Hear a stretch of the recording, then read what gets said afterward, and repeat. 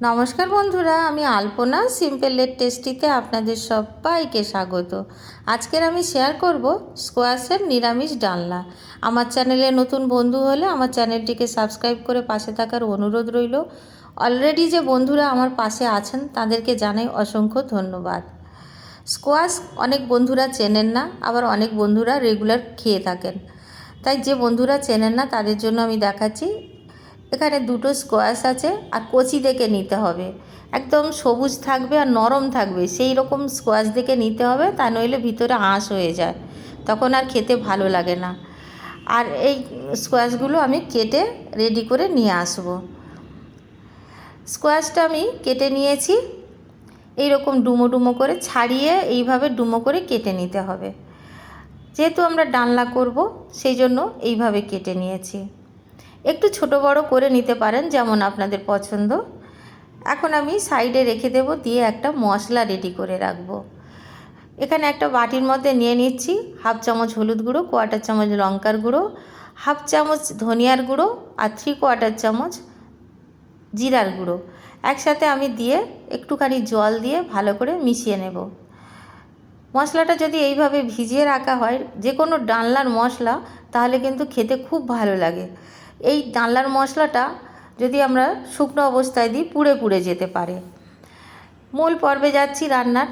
Gas জ্বালিয়ে কড়াই বসিয়ে 3 টেবিল চামচ সরষের তেল দিয়ে দিয়েছি। তেলটা ভালো করে গরম করে নিয়েছি। স্কোয়াশগুলো প্রথমে ভেজে নিতে হবে।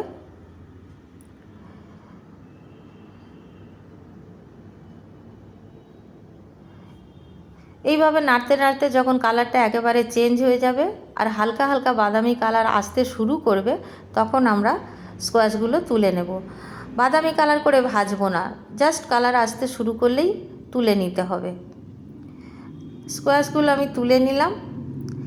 একই তেলের মধ্যে আমি দিয়ে দেব আলু। আমি এখানে 3টে ছোট আলু ডুমো করে কেটে রেখেছি। যেমন আমরা স্কোয়াশটা কেটেছি যেরকম সাইজের, সেই রকমই একই সাইজের আলুগুলোও কেটে নিয়েছি। আলুগুলো এইভাবে নাড়তে নাড়তে যখন কালারটা চেঞ্জ হয়ে যাবে, হালকা হালকা বাদামি কালার এসে যাবে, তখন আমরা আলুগুলো তুলে নেব। আলুগুলো এখন তুলে নিচ্ছি।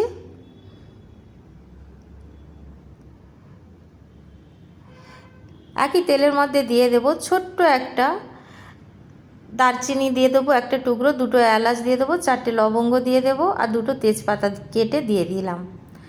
এখানে আমি 1 চায়ের চামচ সাদা জিরা গোটা দিয়ে দেব। একটু নাড়াচাড়া করে দেব। মশলা থেকে যখন ভাজা সুন্দর গন্ধ বেরোবে, তখন আমরা দিয়ে দেব আদা বাটা 1 চায়ের চামচ। আদা বাটাটা দেওয়ার পরে একটুখানি নাড়াচাড়া করব, বেশিক্ষণ না, 30 সেকেন্ড নাড়াচাড়া করলেই আদাটা সুন্দরভাবে ভাজা হয়ে যাবে তেলের সঙ্গে। এই পর্যায়ে গ্যাসের ফ্লেমটা মিডিয়াম আঁচে আছে। এখন আমি দিয়ে দেব মশলা, রেডি করে রেখেছিলাম যে মশলাটা দিয়ে দেব। এখন ভালো করে একটু নাড়াচাড়া করে নেব।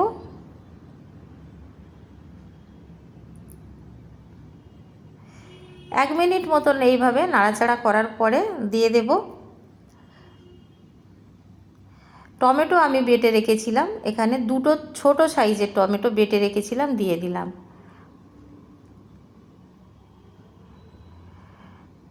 আপনারা চাইলে টমেটো কেটেও দিতে পারেন, কোনো অসুবিধা নেই। বেটে দিলে একটু গ্রেভিটা সুন্দর দেখতে হয়। স্বাদ অনুসারে লবণ দিয়ে দিলাম। আবারও ভালো করে কষে নেব। কষতে কষতে যখন তেল ছেড়ে দেবে আর দেখতে খুব সুন্দর হয়ে যাবে, একদম লাল রং এসে যাবে, তখন আমি দিয়ে দেব ভেজে রাখা আলু আর স্কোয়াশ।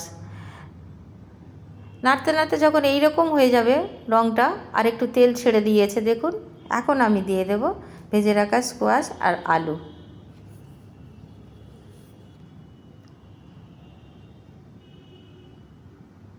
একসাথে আমি রেখেছিলাম ভেজে, তাই একসাথে দিয়ে দিলাম। এখন খুব ভালো করে একটু কষে নিতে হবে। স্কোয়াশটা যত ভালো কষে রান্না করব খেতে তত ভালো লাগবে। স্কোয়াশ নানানভাবে রান্না করা যেতে পারে, শুধু যে ডালনা করে খেতে হবে তেমনটা নয়, অনেক রকমের রেসিপি হয় স্কোয়াশের, আর স্কোয়াশ অনেকটা উপকারী। আমাদের কষা রেডি হয়ে গেছে, একদম কষা হয়ে গেছে, দেখে নিশ্চয়ই বুঝতে পারছেন। এখন আমি দিয়ে দেব জল। এখানে আমি 2.5 কাপ মতো জল দেব। আপনারা যদি বানান এই রান্নাটা করেন, মাখো মাখো রান্না করবেন, বেশি ঝোল রাখলে পানসা হয়ে যায়, খেতে খুব বেশি ভালো লাগবে না। একটু মাখো মাখো রান্না করলে ভালো লাগবে, তবে একেবারে শুকনো করে করার দরকার নেই, একটু একটু ঝোল রাখলে ভালো লাগবে। আমি ঢাকা দিয়ে মিডিয়াম আঁচে 8 থেকে 10 মিনিটের জন্য সেদ্ধ হতে দেব। 8 মিনিট পরে আমি ঢাকা খুলে একটু নাড়াচাড়া করে দিয়ে আর একটা আলু বা স্কোয়াশ সেদ্ধ হয়েছে কিনা দেখে নেব। খুব ভালো মতো সেদ্ধ হয়ে গেছে। এখন 1 চামচ চিনি দিয়ে দেব। 1 চায়ের চামচ চিনি দিচ্ছি আমি। আপনারা যদি একটু মিষ্টি মিষ্টি বেশি খেতে চান তাহলে কিন্তু 2 চামচ চিনি দিতে পারেন। আমি 1 চায়ের চামচ চিনি দিলাম স্বাদটা ব্যালেন্স করার জন্য। আর এখানে 1/2 চামচ গরম মশলার গুঁড়ো দিলাম। আর দিয়ে দেব ঘি 1 চায়ের চামচ। ঘিটা দেওয়ার পরে একটু নাড়াচাড়া করে নেব। সব কিছু ভালো করে নাড়াচাড়া করে নিয়ে তারপরে আমি ঢাকা দিয়ে গ্যাসের ফ্লেমটা অফ করে 5 মিনিটের জন্য স্ট্যান্ডিংয়ে রেখে দেব। ভাত, রুটি, লুচি, পরোটা যার সাথেই খাবেন খেতে ভালো লাগবে। এখন আমি 5 মিনিট স্ট্যান্ডিংয়ে রাখার পরে একটি পাত্রে নামিয়ে নেব। যে পাত্রে আমি আলু আর স্কোয়াশ ভেজে রেখেছিলাম সেই পাত্রে আমি নামিয়ে নিচ্ছি। বাড়িতে বানাবেন, কেমন লাগলো কমেন্ট করে জানাবেন। রেসিপি যদি ভালো লাগে লাইক করবেন, শেয়ার করবেন, নতুন বন্ধু হলে সাবস্ক্রাইব করতে ভুলবেন না যেন। আজকের এই পর্যন্ত, দেখা হবে পরের ভিডিও নতুন কোনো রেসিপির সঙ্গে। সুস্থ থাকবেন, ধন্যবাদ, নমস্কার।